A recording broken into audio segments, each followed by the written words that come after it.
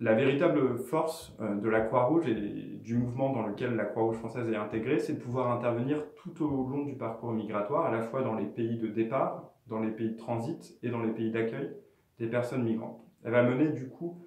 des actions dans ces différents pays selon différentes modalités, plutôt des actions de prévention dans les pays de départ, des actions qui visent plutôt au répit et au soutien psychosocial des personnes migrantes en transit dans les pays où elles vont transiter, et enfin à la fois des actions de réponse à l'urgence et d'accompagnement sur le long terme dans les pays d'accueil. Il y a un certain nombre de personnes vulnérables qui ont des besoins particuliers. Et du coup, la Croix-Rouge française va développer des activités pour répondre précisément à ces besoins particuliers des personnes. C'est le cas notamment des personnes migrantes qui vivent parfois dans des environnements assez éloignés de leur territoire d'origine, qui aussi ont pu rompre au cours de leur parcours de l'exil les contacts avec leur famille et qui ne maîtrisent pas nécessairement la langue du pays d'accueil dans lequel elles se trouvent. Du coup, la Croix-Rouge française développe un certain nombre d'activités au travers de ses bénévoles pour répondre aux besoins particuliers des personnes migrantes. C'est le cas notamment des cours de français langue étrangère. C'est également le cas des activités de rétablissement des liens familiaux à destination des personnes migrantes qui ont pu perdre le contact avec leurs proches au cours de leur parcours de l'exil. Mais c'est le cas aussi de la mission des administrateurs ad hoc, par laquelle la Croix-Rouge française va proposer aux mineurs non accompagnés un représentant légal qui va les accompagner et les soutenir durant leur démarche d'asile. Mais au-delà de ces activités à destination des personnes migrantes, la Croix-Rouge française va également construire des activités à destination du grand public, notamment en proposant des modules de sensibilisation et de déconstruction des préjugés. Au-delà de ces activités bénévoles, la Croix-Rouge française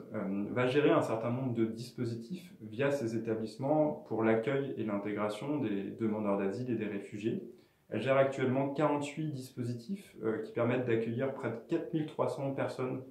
dans le cadre de ces établissements qui vont proposer à la fois de l'hébergement, mais également un accompagnement social, une orientation vers les différents dispositifs de droit commun qui existent et va favoriser l'accès aux droits des personnes migrantes. Donc la Croix-Rouge intervient également auprès des personnes migrantes au sein de campements informels qui peuvent se former soit dans les villes, soit à l'extérieur des villes. Face aux besoins et à l'urgence, elle a développé un dispositif mobile de soutien aux exilés dans les Hauts-de-France, particulièrement à Calais et à Grande-Synthe, par lequel elle propose à la fois des consultations infirmières, mais également des activités de maintien et de rétablissement des liens familiaux aux exilés qui vivent dans ces campements. En matière d'insertion sociale et professionnelle des réfugiés, la Croix-Rouge française développe des programmes qui visent à un accompagnement global et individuel des personnes. En fait, l'objectif de la Croix-Rouge, c'est d'intervenir sur l'ensemble des leviers permettant aux réfugiés de s'intégrer durablement au sein de la société française. Du coup, elle a développé plusieurs programmes. Un programme qui s'appelle ESIRAS, qui est financé par l'Union européenne et qui propose à la fois de la formation préqualifiante, des cours de français langue étrangère, des périodes d'immersion en entreprise, des stages, des activités socioculturelles pour avoir cet accompagnement global des différents réfugiés qui participent à ce programme. Et puis, elle gère également un centre provisoire d'hébergement à destination des réfugiés qui propose aussi cet accompagnement global et individuel et travaille actuellement au développement de nouveaux projets dans 6 régions pour favoriser cette insertion socio-professionnelle des réfugiés.